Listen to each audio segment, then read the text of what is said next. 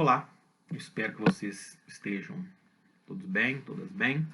Hoje nós vamos então começar o nosso conteúdo programático da disciplina de 781, disciplina eletiva, Direito do Trabalho, Novos Sujeitos da Proteção Trabalhista, Trabalhadores Sem Direitos. Vamos então, obviamente, iniciar da unidade 1, que trata de relações de trabalho, modelos produtivos e direito do trabalho. Muito bem. Eu vou iniciar falando com vocês um pouco sobre modelos produtivos e, especificamente, modelo produtivo taylorista-fordista do início do século XX. Qual o objetivo da análise de modelos produtivos? Nós estudamos sociologia do trabalho, modelos produtivos na disciplina eletiva, um conteúdo, portanto, que não é jurídico, em razão da sua influência na formação das normas trabalhistas. Nós sabemos que a construção de uma norma jurídica sofre influências de diversas fontes. Uma delas, a sociologia do trabalho, a administração de empresas, e com destaque aqui para modelos produtivos. Em que consistem?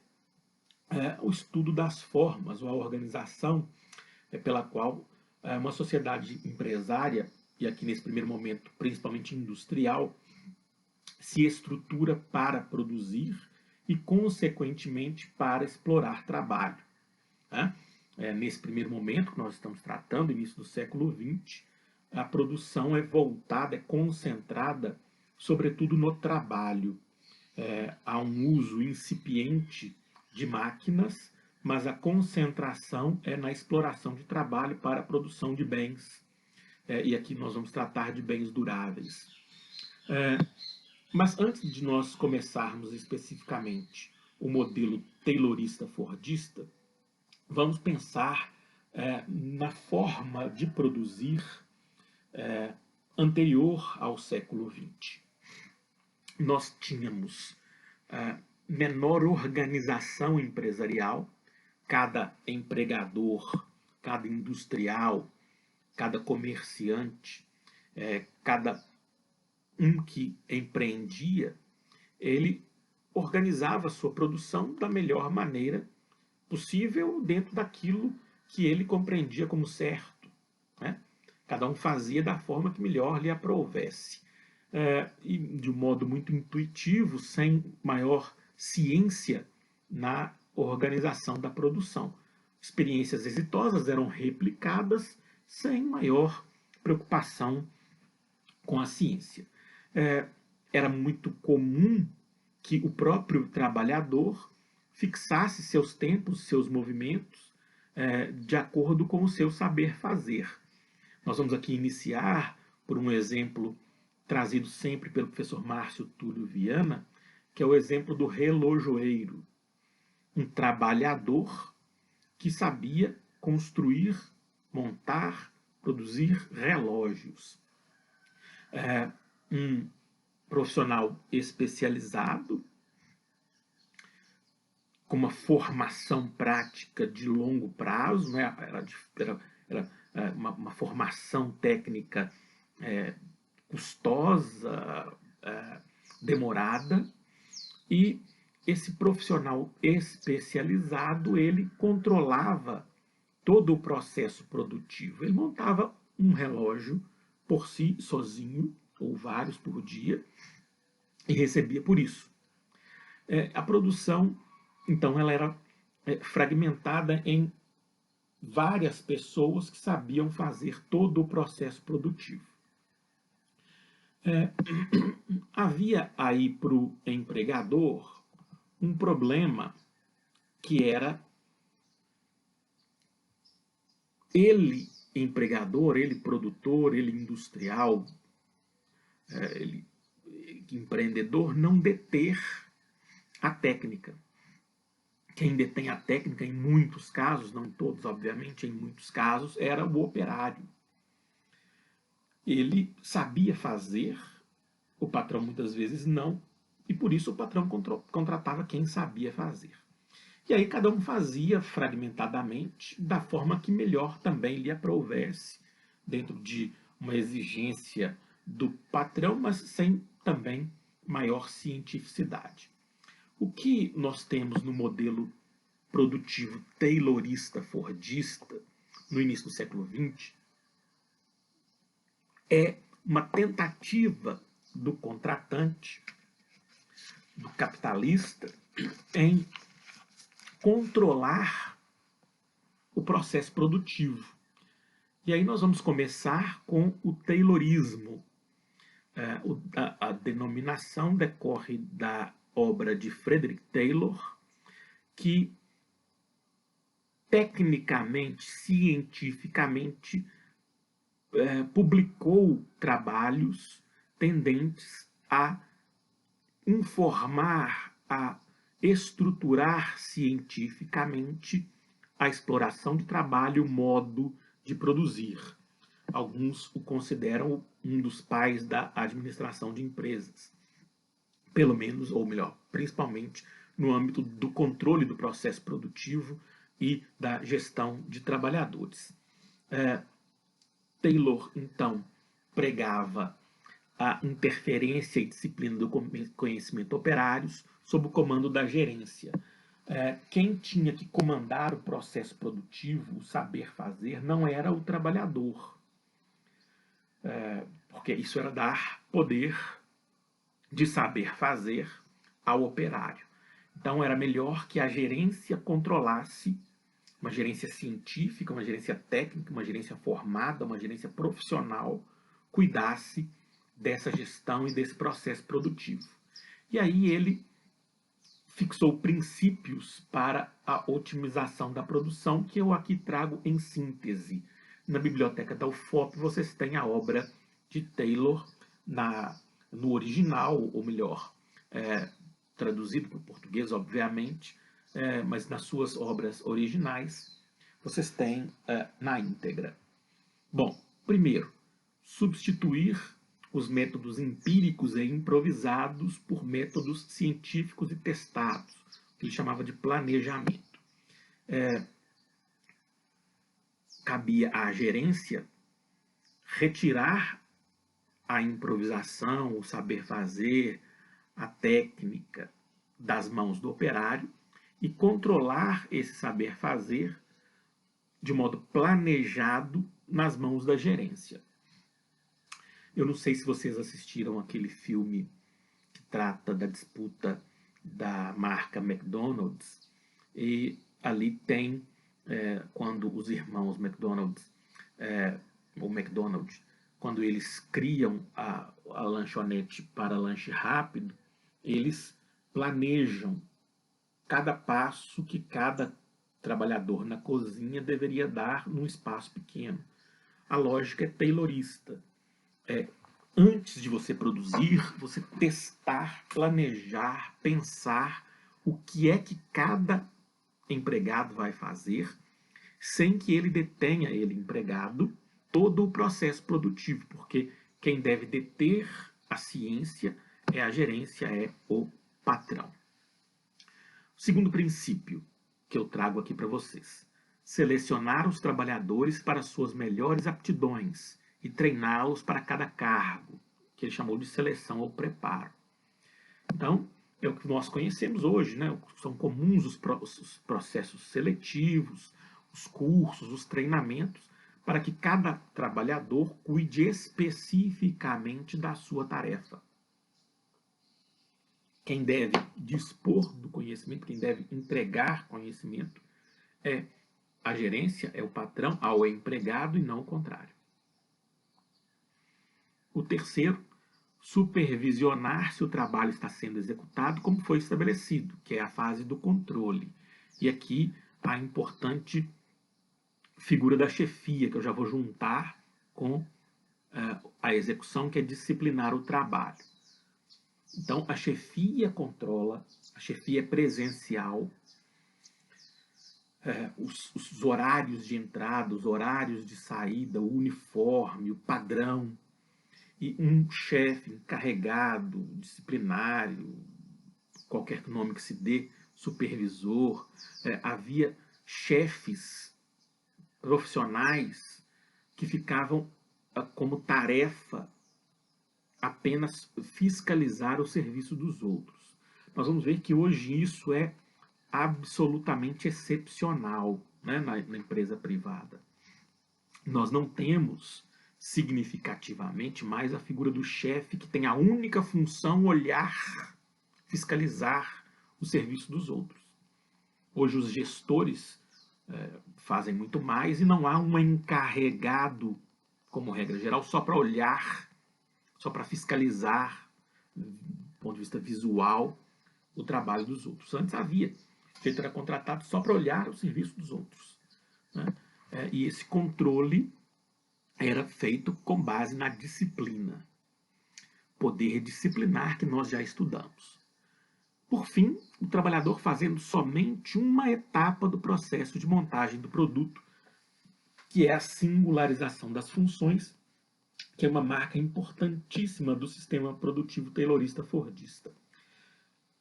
Voltando ao exemplo do professor Márcio Túlio Viana, você não tem que ter um relojoeiro que faça todo o relógio.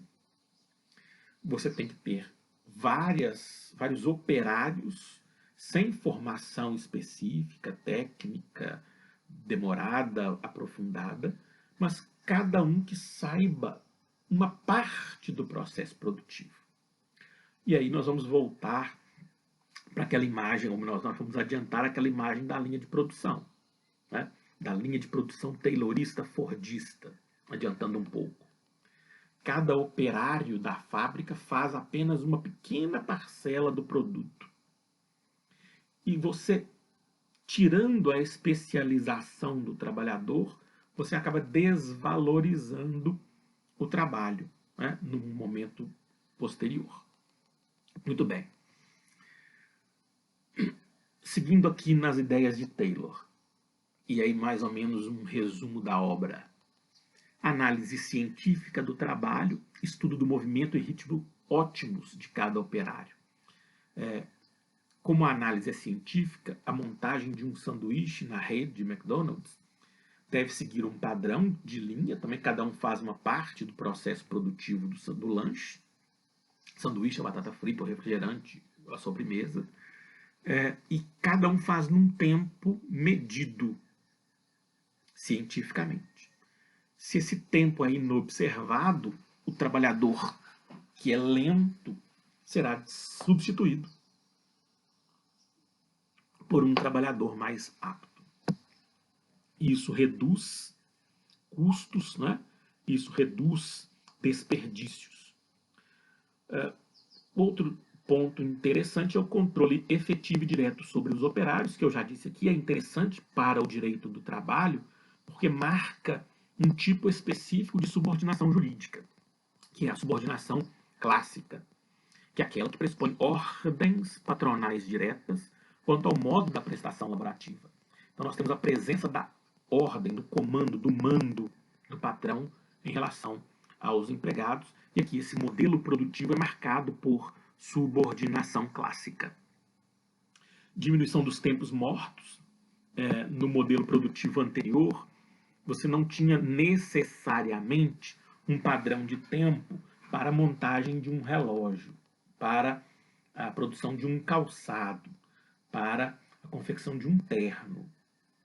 Você tinha trabalhadores especializados e que eram medidos muito mais pela qualidade do produto final do que pelo tempo gasto para o desenvolvimento daquele produto. Então nós temos aqui uma mudança de paradigma que passa a exigir rapidez com a diminuição dos tempos mortos. Se o trabalhador fica à toa, se ele descansa, ou se ele fica muito tempo numa dada tarefa, isso significa decréscimo na produção e nos lucros.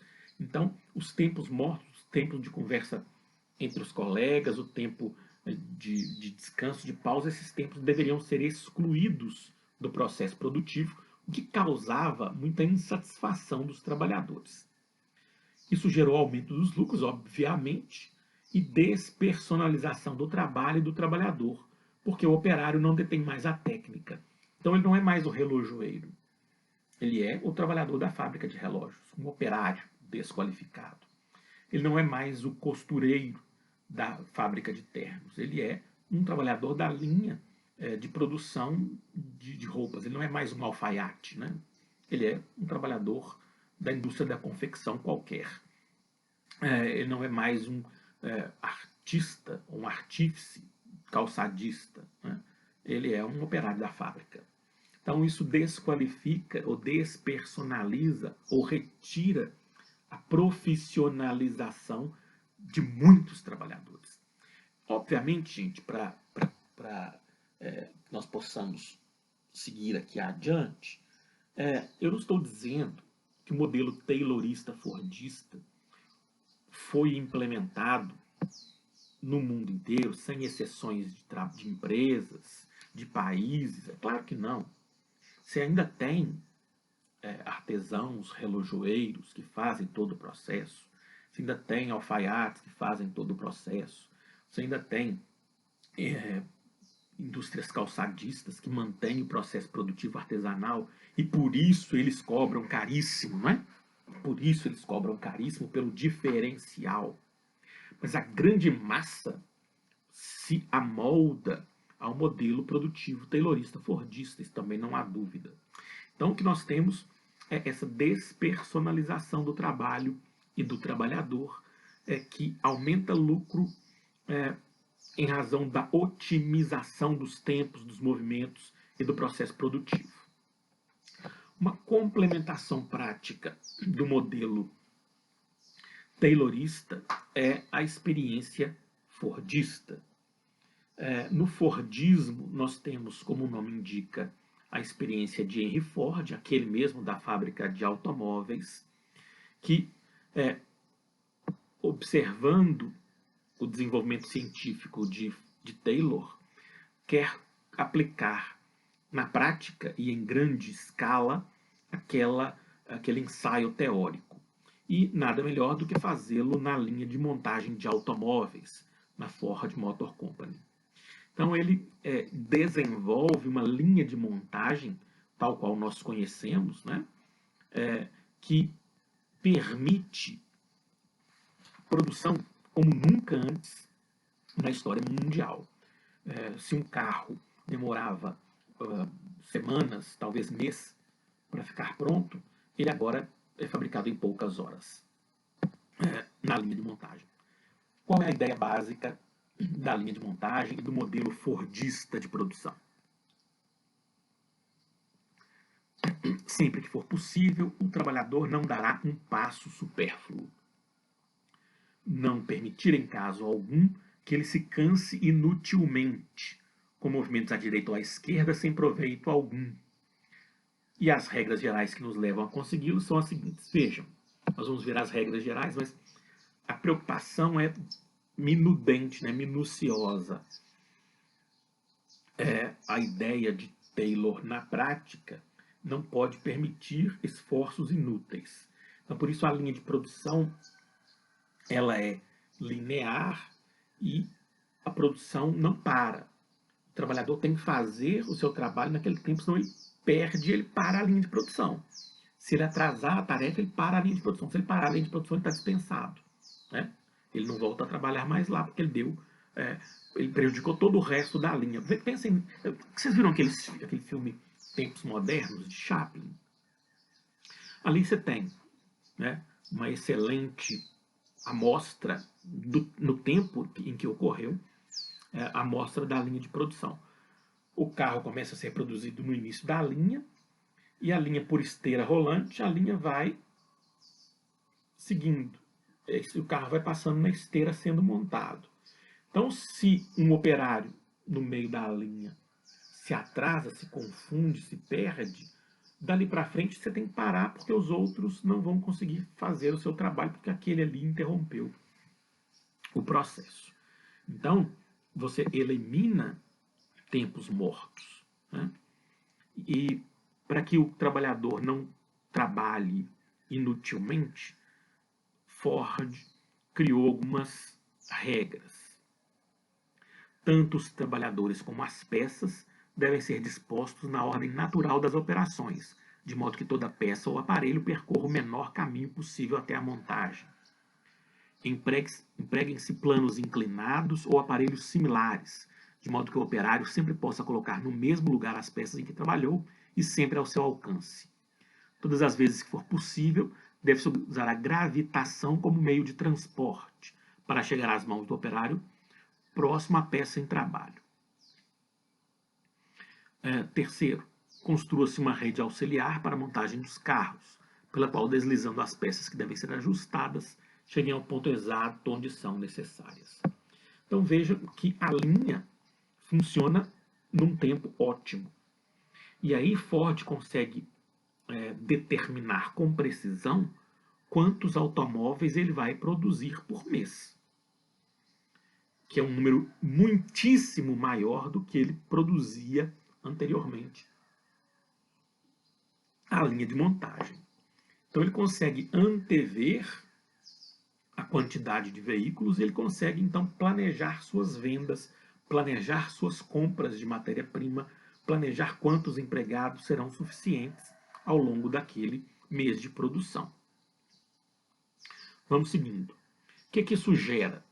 Superespecialização de tarefas.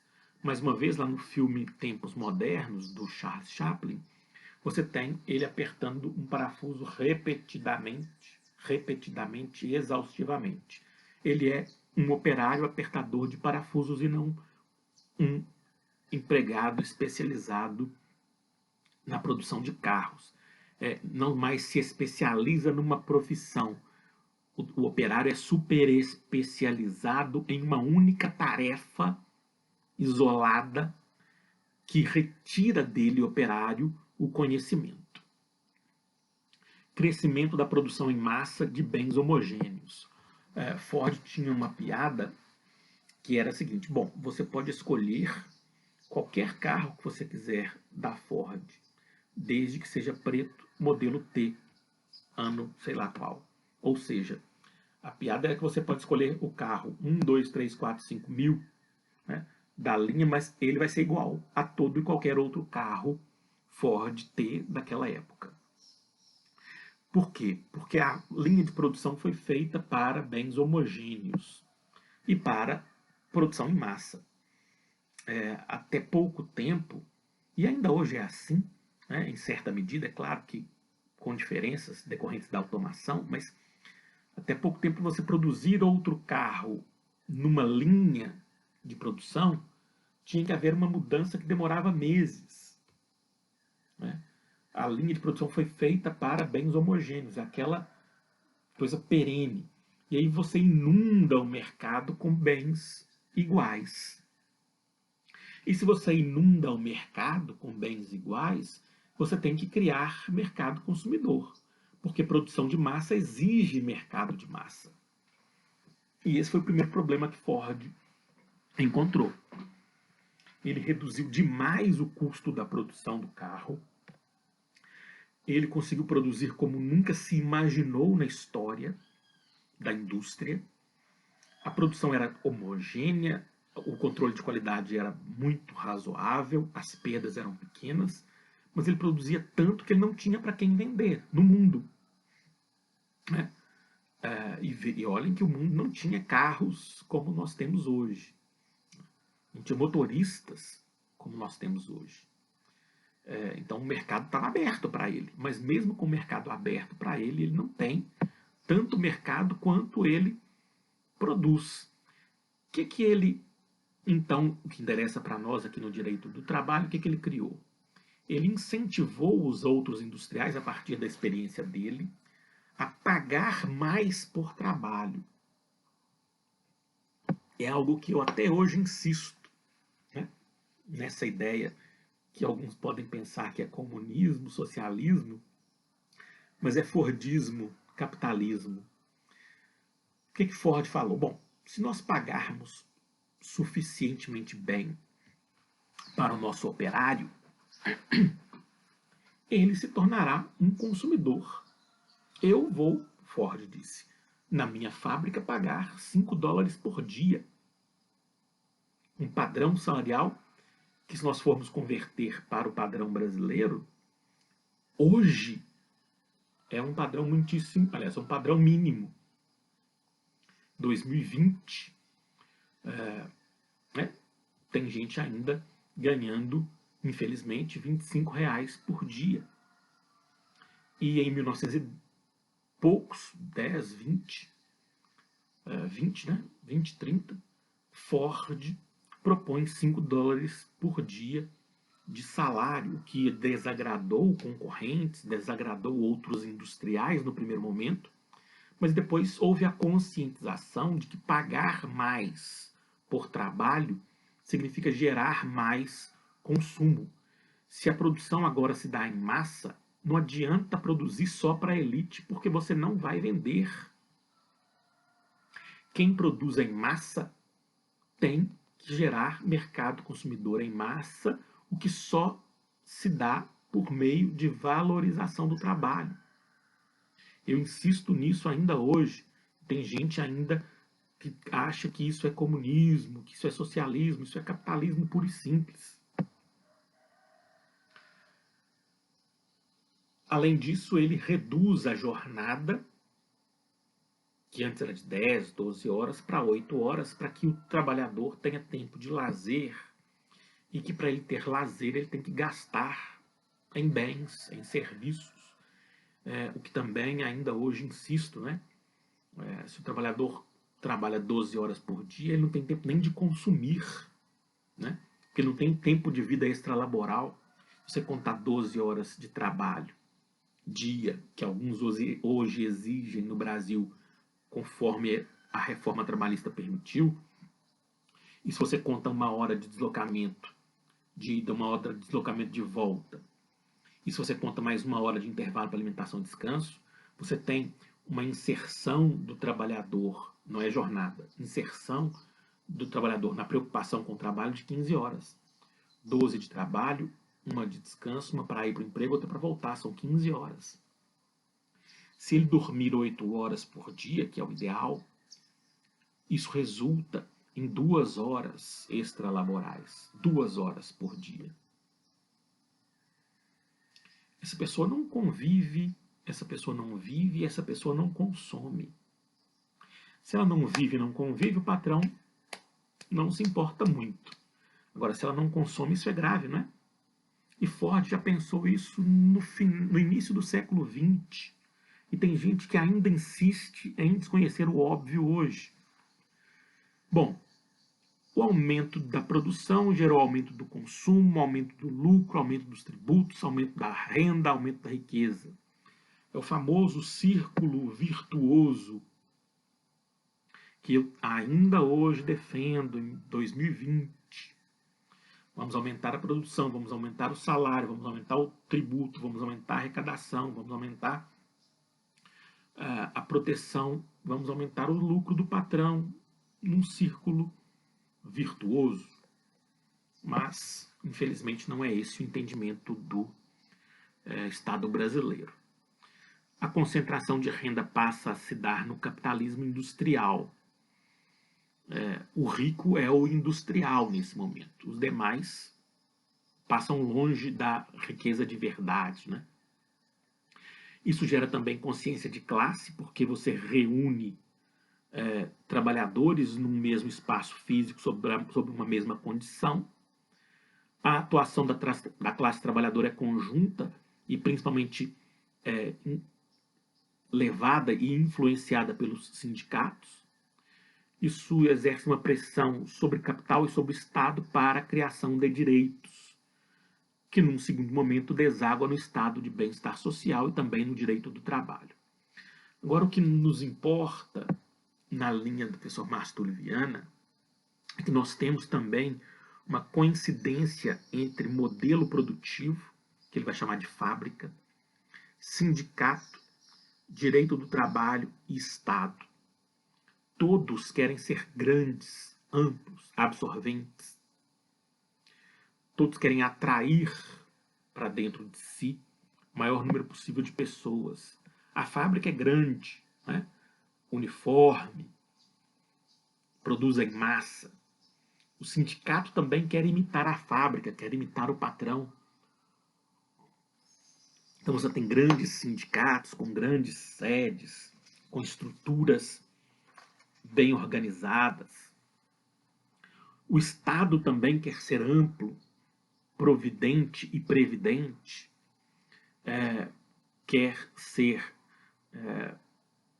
inclusivo no sentido de dar o mínimo para todos, e o direito do trabalho também pretende se dar dessa forma, minudente, amplo, ambicioso. Acontece que isso não dura muito tempo. Nós vamos ver no próximo vídeo que esse modelo exitoso taylorista-fordista tem o seu declínio iniciado na década de 70, do final do século XX, em diversos países do mundo. É óbvio que isso não quer dizer que o taylorismo-fordismo tenha sido extinto. O que acontece é uma progressiva transferência de padrões produtivos do taylorismo-fordismo para um novo modelo, que nós vamos ver no próximo vídeo, que é o modelo toyotista ou pós-fordista. Bom, então eu vou recomendar a vocês leitura da Sociologia do Trabalho. Quem gostou do tema, eu acho extraordinário estudar a sociologia. Quem gostou do tema, manda para mim uma mensagem que eu indico bibliografia específica. Um abraço, até mais.